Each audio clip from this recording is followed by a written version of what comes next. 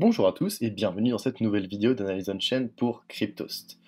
Aujourd'hui, nous allons encore une fois observer le comportement des participants de marché du Bitcoin grâce aux données directement issues de sa blockchain. Ce faisant, nous allons cette semaine reprendre des éléments d'observation que nous avions évoqués il y a 2 semaines vis-à-vis de l'impact qu'aurait pu avoir la perte du niveau des 18 000 dollars sur les investisseurs à long terme et les hodlers, donc ces personnes qui ont une forte conviction et un horizon de temps très très fort sur Bitcoin. Nous allons voir qu'une partie de cette cohorte a une perte de conviction importante qui nous indique que nous sommes actuellement situés dans une zone de très très profonde douleur financière, très très similaire à la fin du marché baissier de décembre 2018. Mais je ne vous en dis pas plus tout de suite, nous allons le voir au cours de cette vidéo.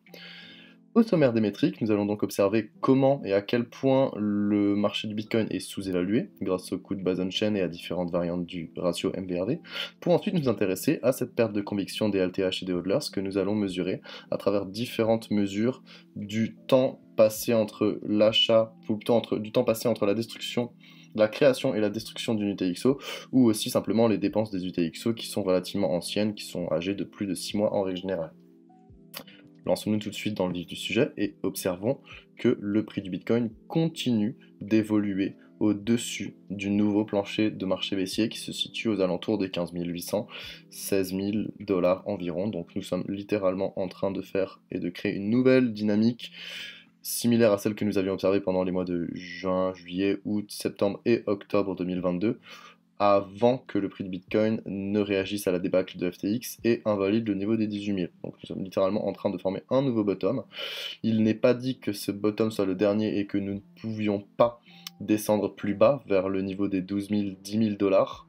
Donc nous allons voir au cours de cette vidéo qu'il y a une forme de capitulation qui a été provoquée par cet événement, mais que cette capitulation n'est pas encore totale d'une certaine manière et qu'il est très très difficile de prédire si le prix du Bitcoin a enfin trouvé son plancher final. Pour mesurer à quel point les investisseurs de différentes cohortes sont sous-évalués par rapport à leur position, on a un outil qui s'appelle le coût de base on-chain, qui est en fait la mesure du prix d'un UTXO à son dernier mouvement. Quand un UTXO est détruit, il est aussi créé du coup à la réception par une autre adresse, et on est capable de mesurer en fait le prix de cet UTXO à ce moment-là, et l'heuristique de Glassnode et de beaucoup d'autres fournisseurs d'analyse on-chain, de données on-chain, est qu'on peut approximativement dire que le prix d'un UTXO à son dernier mouvement est en fait le prix d'acquisition d'un UTXO parce qu'il considère que un déplacement peut équivaloir à une vente. Ce qui n'est pas forcément le cas, mais ce qui est quand même statistiquement assez probable. Donc c'est une hypothèse, et c'est important que je vous explique les hypothèses derrière lesquelles les modèles sont fondés, parce que tout modèle est fondé sur une hypothèse, et il faut être capable de comprendre les hypothèses sous-jacentes pour questionner ce modèle au cas où, car aucun modèle n'est valable à 100%. Cela dit, le modèle du coût de base on-chain fonctionne très très bien et nous allons voir que différentes variantes, notamment la variante du prix réalisé à court terme, est très très indicative des tendances du marché du Bitcoin. Donc actuellement, nous nous situons au niveau de coût de base on-chain très très intéressant. Le coût de base, donc le prix réalisé des bitcoins, des UTXO qui sont âgés de plus de 155 jours, donc les investisseurs à long terme, est situé au niveau des 22 000 dollars. Ici, je vais zoomer un peu pour vous montrer. Voilà, au niveau des 22 000 dollars, donc c'est une résistance importante. Le niveau moyen de coût de base est au niveau des 20 000 dollars, donc si on prend l'ensemble des UTXO du marché et qu'on mesure leur prix d'acquisition, on est à peu près au niveau des 20 000, 20 200 dollars. C'est à peu près le niveau qu'on avait atteint ici juste avant, donc en novembre, en début novembre. C'est assez intéressant de voir que ça a servi de résistance d'ailleurs. Et ensuite, nous avons maintenant le prix réalisé à court terme, qui du coup est le prix réalisé des investisseurs qui achètent des bitcoins de manière assez impulsive, mais qui les vendent aussi de manière impulsive, qui sont associés aux UTXO, qui sont âgés de moins de 155 jours.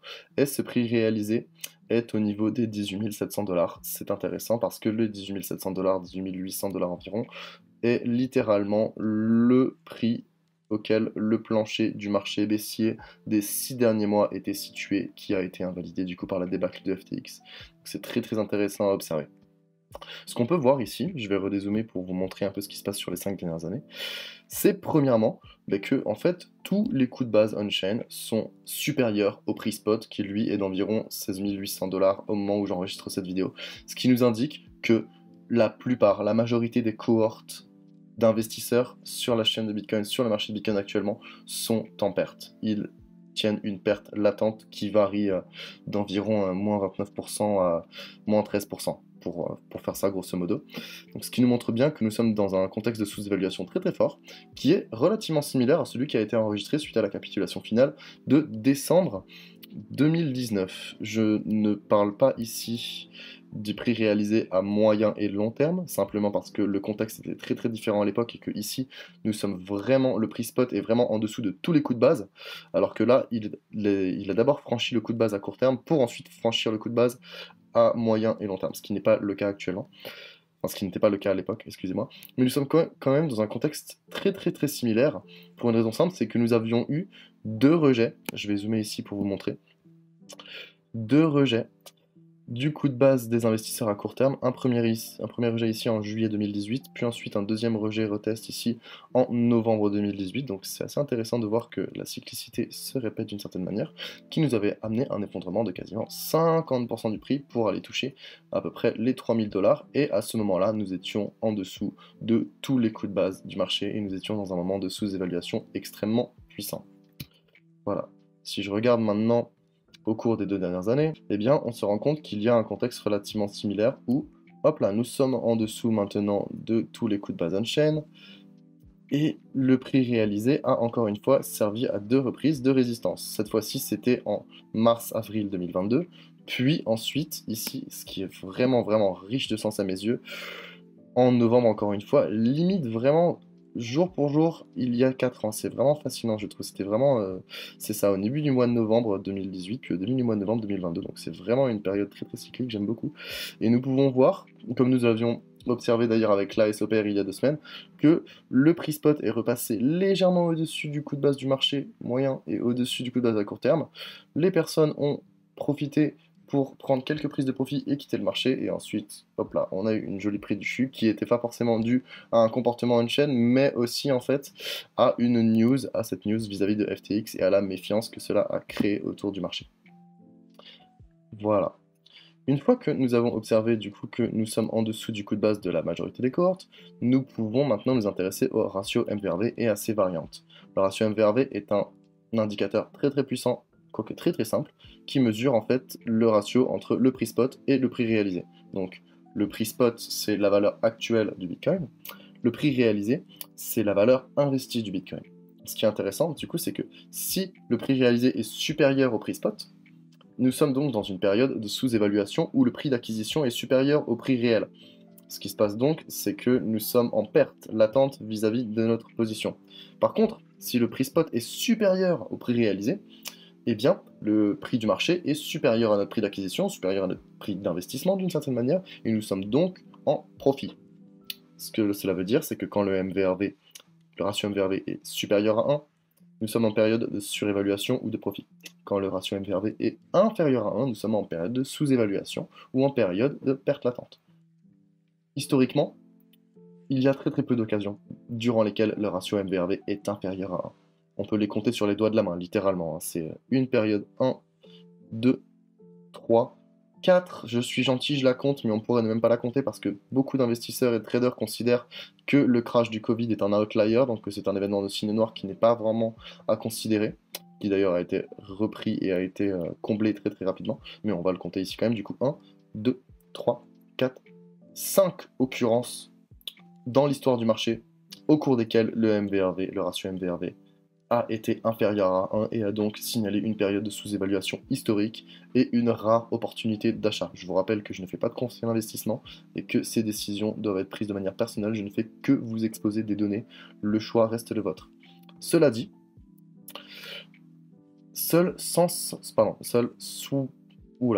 encore une fois, je recommence, excusez-moi. Seuls 615 jours dans tout l'historique du Bitcoin ont été passés avec un ratio MVRV inférieur à 1, ce qui nous donne à peu près 13-14% de l'historique du marché. Ce que ça veut dire, c'est que nous sommes actuellement dans une période qui est extrêmement rare et qui n'a été vécue que durant 14% de toute l'histoire du marché pendant environ 2 ans, grosso modo, un peu moins de 2 ans, sur la quatorzaine d'années que Bitcoin a connu, du moins sur le marché du Bitcoin. Voilà, c'est pour vous dire à quel point on est dans un moment d'opportunité rare. Et d'ailleurs, si on mesure le MVRV actuellement, il est à peu près aux alentours des 0,81, ce qui nous donne une perte latente moyenne d'à peu près moins 19%. Si on le calcule, du coup, ça donne, avec le coup de base qu'on a vu plus tôt, un coup de base à peu près 20 000 $, on est à peu près au niveau des 16 000, ça nous donne une perte d'environ moins 19, moins 20% pour l'ensemble des ETXO du marché, ce qui nous montre bien que nous sommes en période de sous-évaluation importante et que cette période est relativement rare. On la retrouve d'ailleurs au niveau des formations de bottom, que ce soit pour les marchés baissiers de tous les cycles précédents. Donc. Ensuite, nous avons la variante STH, la variante à court terme du MVRV, qui est très très intéressante aussi et qui donne des signaux qui peuvent être riches de sens. Donc là, ce qu'on mesure, c'est le ratio entre le prix spot et le prix réalisé à court terme. Même heuristique, la seule chose, c'est que cette fois, on mesure seulement les UTXO qui sont jeunes de moins de 155 jours. Ça nous permet du coup d'avoir un ratio qui va être plus réactif en fait à l'action à court terme du prix. Encore une fois, si le ratio STH-MVRV est inférieur à 1, ça nous montre que nous sommes dans une période de sous-évaluation notable et qu'une opportunité d'achat est en cours. Attention, ceci n'est encore pas une fois un conseil en investissement.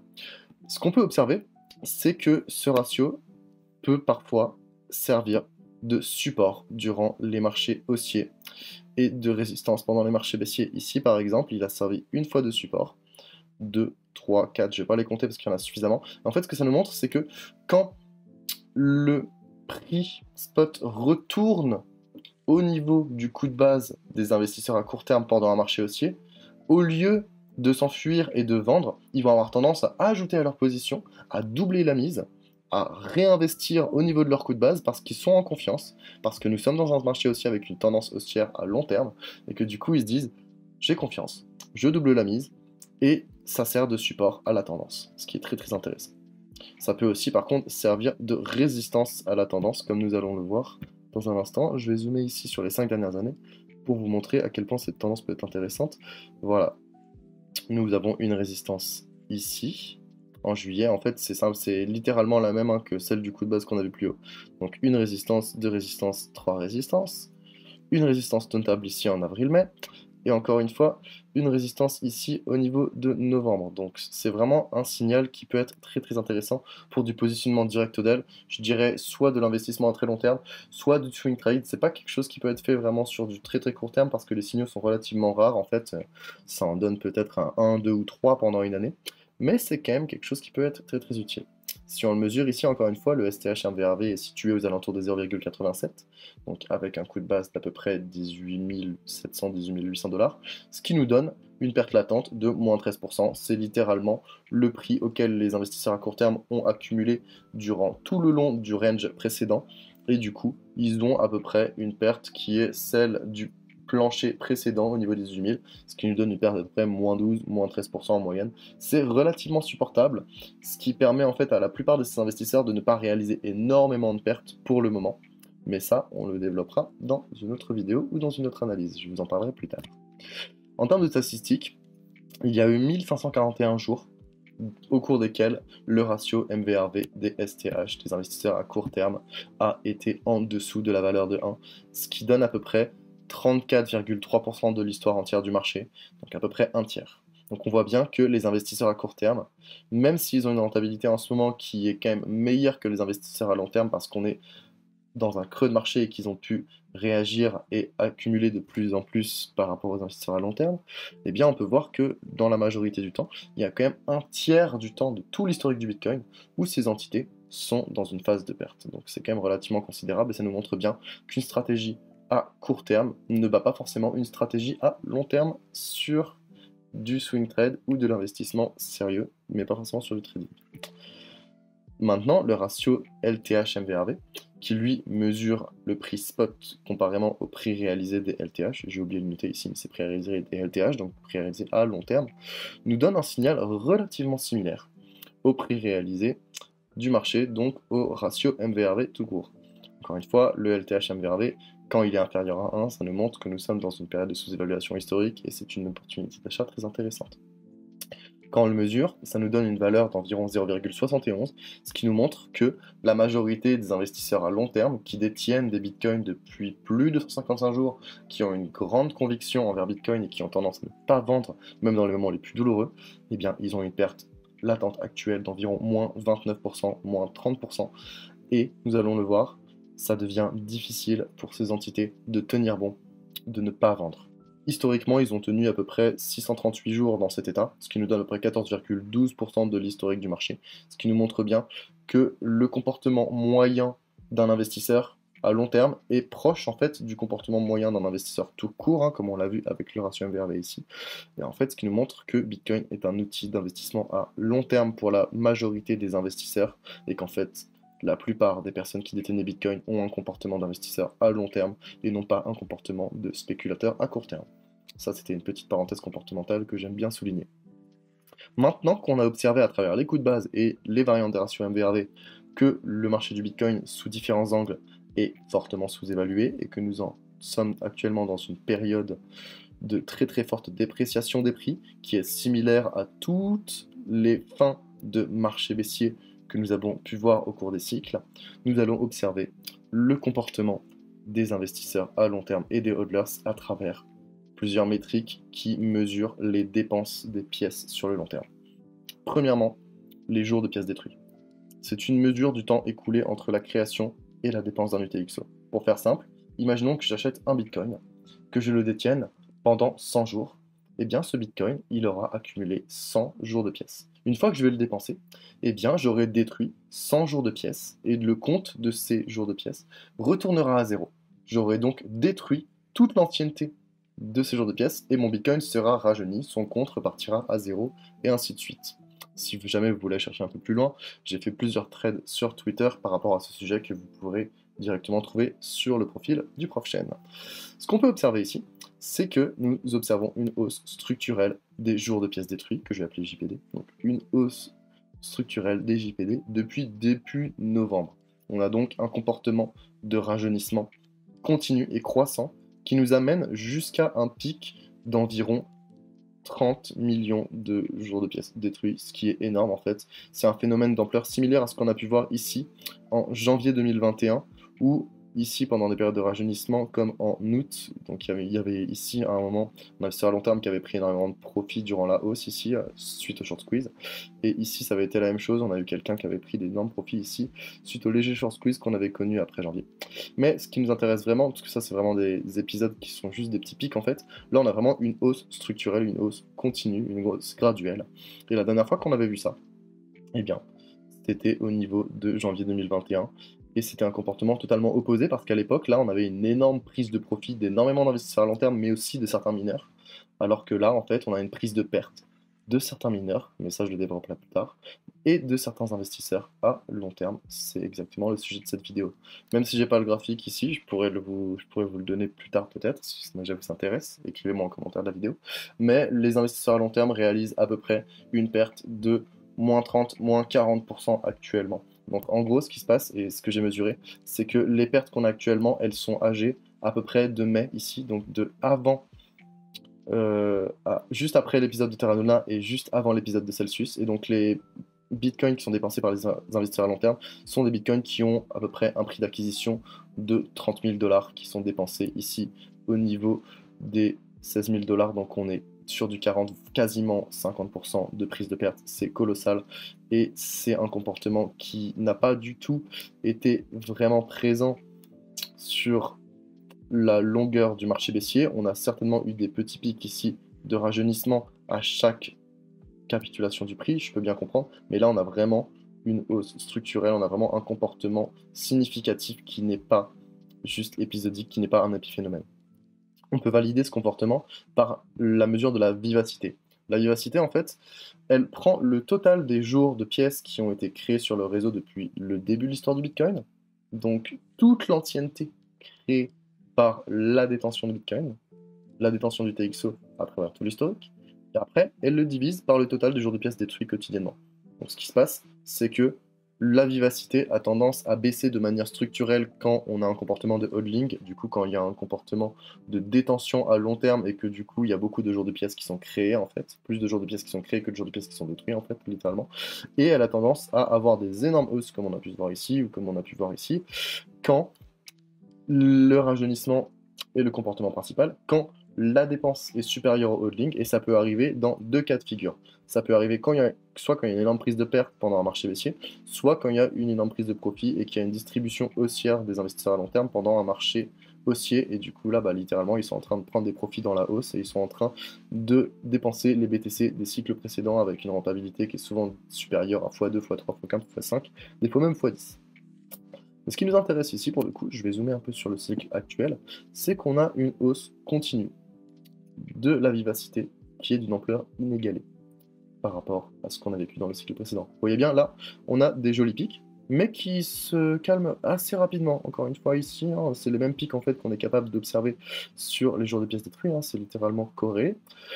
Mais ce qu'on peut voir ici, c'est qu'on a un pic, puis ça continue, et là, on ne sait pas si ça va encore continuer, mais pour l'instant, on a une hausse continue d'ampleur inégalée durant ce cycle baissier. Ça nous montre bien qu'il y a un comportement de dépense d'anciens bitcoins qui domine face au comportement de hodling et que nous sommes sur une phase où les investisseurs à long terme et les hodlers sont en train, certains du moins, pas toute la cohorte, j'en suis certain, pas toute la cohorte, mais une partie de la cohorte a une grande difficulté financière actuellement et est en train de céder à la pression de vente. Ils sont en train de dépenser des bitcoins qu'ils ont accumulés au cours des 6 mois et même des années précédentes.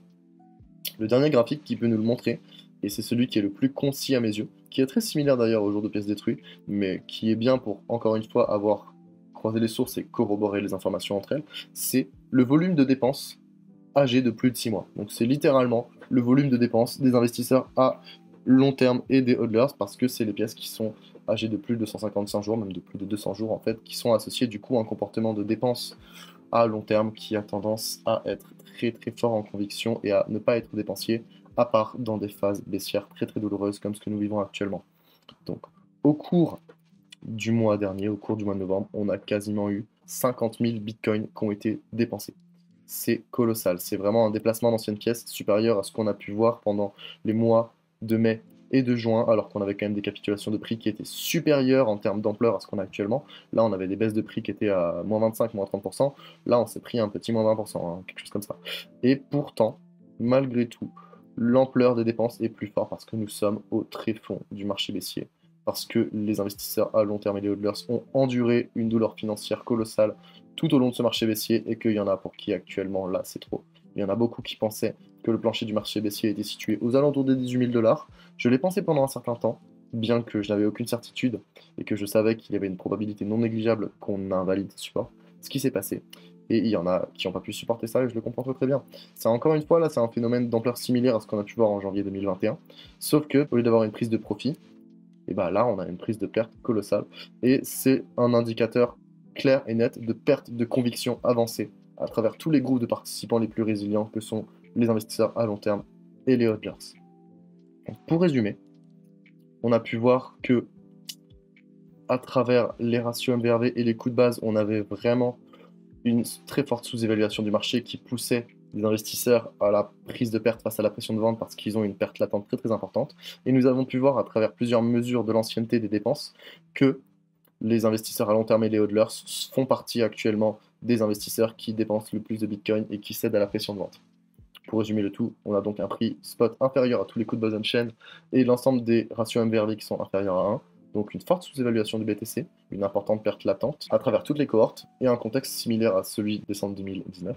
Donc des forts volumes d'anciens BTC dépensés, qui nous montrent donc qu'il y a une hausse importante des jours de pièces détruites et de la vivacité, donc une perte de conviction avancée, qui est dans la continuation des données qu'on a pu observer il y a 2 semaines, et qui nous montre bien qu'il y a certains LTH et certains hodlers qui cèdent à la pression de vente. Encore une fois, il y a 2 semaines de ça, c'était le début de cette tendance, et on n'était pas sûr qu'il allait vraiment avoir un comportement de dépense, une perte de conviction qui allait être si colossale, et 2 semaines après, on se rend bien compte que les prix actuels poussent énormément d'investisseurs à libérer des pertes très très très importantes, et ce sera l'objet d'une prochaine vidéo, mais nous le verrons probablement la semaine prochaine. Les mineurs sont dans une condition qui est assez compliquée aussi de leur côté. Voilà pour cette analyse de notre chaîne, j'espère que ça aura été clair. concis. Si jamais vous avez des remarques vis-à-vis de la diction, vis-à-vis de la qualité audio notamment, je note tout ça et je lis vos commentaires, donc je serai prêt à faire de l'amélioration dans les prochaines vidéos. Je vous invite à aller lire l'article qui a été publié hier, du coup, si vous voulez une trace écrite de tout ce qui vient d'être observé. Pour ne pas louper les prochaines vidéos d'Analyse On-Chain, je vous conseille de vous abonner, d'activer la petite cloche avec les notifications et d'aller parcourir la playlist des analyses on-chain qui se trouve sur la chaîne YouTube de Cryptost. Et si vous voulez aller encore plus loin, je vous conseille et je vous recommande de vous inscrire à notre groupe privé qui se nomme Le Grippin et de nous rejoindre, personnellement, moi, le prof Chen, notre analyste technique favori Vincent Gann et nos analystes fondamentaux et nos formateurs que sont Will et Coban, qui pourront vous accompagner dans votre recherche d'informations, notamment pendant les marchés baissiers. Je sais que c'est très, très, très important. En plus, on couvre l'analyse technique, l'analyse on-chain et l'analyse fondamentale avec même un petit bot météo du marché, un parcours Webfra, une librairie complète avec énormément d'informations. Donc si vous voulez de l'information, si vous voulez être soutenu, si vous voulez avoir une communauté qui est là avec vous, je vous invite à rejoindre notre groupe privé, Le Grippin. Merci à tous. Vous pourrez retrouver le tableau de bord de cette analyse on-chain et les données on-chain substituées ici dans la description de la vidéo YouTube. J'espère que cette vidéo vous aura plu. On se retrouve probablement la semaine prochaine pour une nouvelle vidéo. Je vous souhaite à tous une bonne journée et au revoir. Ciao, ciao.